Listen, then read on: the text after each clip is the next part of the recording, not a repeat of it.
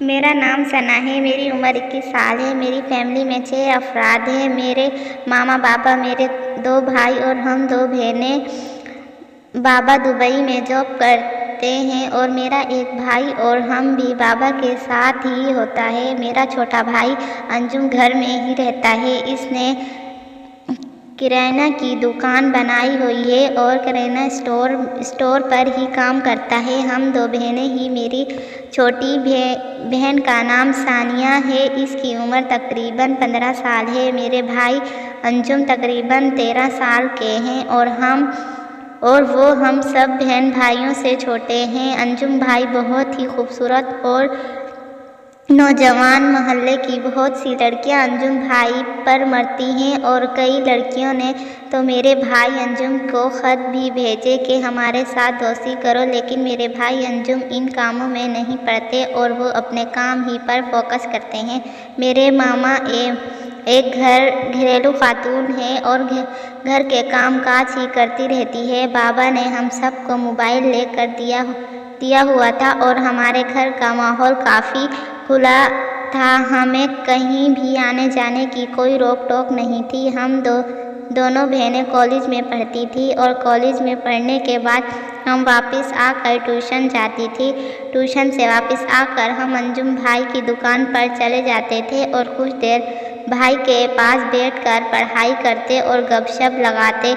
شام کے وقت ہم سب بہن بھائی کہیں باہر واک پر جاتے اور واک سے واپس آ کر اپنے اپنے کمروں میں سو جاتے اور ہم بھائی تقریباً 2 سال سے بابا کے پاس دبئی میں ہی جاب کر رہے تھے اور ہم بھائی کبھی ویڈیو کال پر ہم سے بات کرتے تو کافی ہنسی مذاق کرتے اور وہ انجم سے بھی کافی دوستانہ تعلق رکھتے اور انجم بھائی کو کہتے کہ اپنی دونوں بہنوں کا خیال کیا کرو اور ان کے حق پورے کیا کرو۔ انجم بھائی بھی وہی فرض ادا کرتے اور ہم سب بہن بھائی سے بہت پیار کرتے تھے۔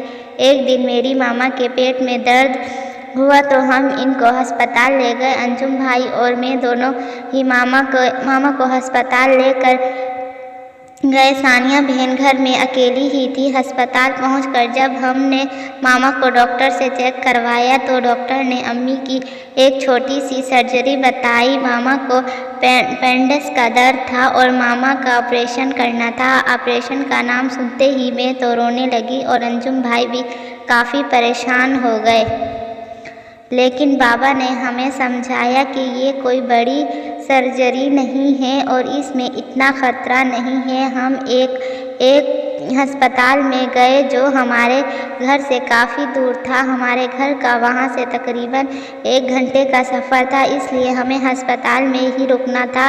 ہم نے گھر میں ثانیہ بہن کو فون کر دیا کہ ماما کا آپریشن ہے اور ہم 2-3 دن ماما کو ہسپتال رکھیں گے، تم پریشان نہ ہونا۔ ثانیہ بہن کے پاس ہماری کام والی رہنے لگی کیونکہ گھر میں کوئی بھی نہیں تھا۔ انجم بھائی بھی میرے ساتھ ہی تھے۔ ڈاکٹر ماما کو سرجری کے لیے لے گئے اور رات کے 11 بجے کا ٹائم تھا۔ میں اور انجم بھائی دونوں ماما کے کمرے میں ہی بیٹھے ہوئے تھے۔ اے سی چل رہا تھا اور انجم بھائی بیڈ پر ہی لیٹ گئے تو مجھے بھی نیند آ گئی، لیکن کچھ دیر بعد مجھے محسوس ہوا کہ کوئی میرے ساتھ چھیڑ چھاڑ کر رہا ہے۔ میں نے ہلکی سی آنکھ کھولی تو انجم بھائی میرے ساتھ بہت ہی غلط حرکتیں کر رہے تھے۔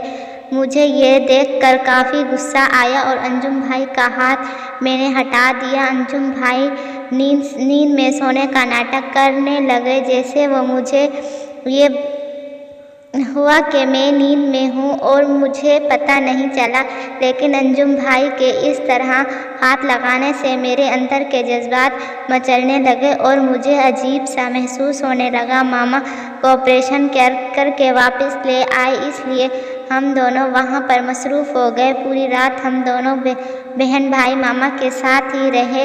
اب ماما کو طبیعت کچھ سنبھل گئی تھی۔ اگلے دن ہم گھر گئے اور ماما کے کپڑے وغیرہ کھانا وغیرہ لے کر آ گئے۔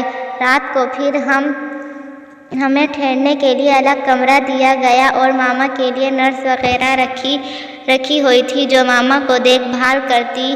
اگلے دن हम दोनों बहन भाई एक ही कमरे में सो रहे थे। वहाँ पर एक ही बेड था और बेड पर हम दोनों लेटे तो अंजुम भाई कल वाला काम फिर से मेरे साथ करने लगे। हम दोनों हल्के से नींद में गई तो अंजुम भाई फिर से शुरू हो गए।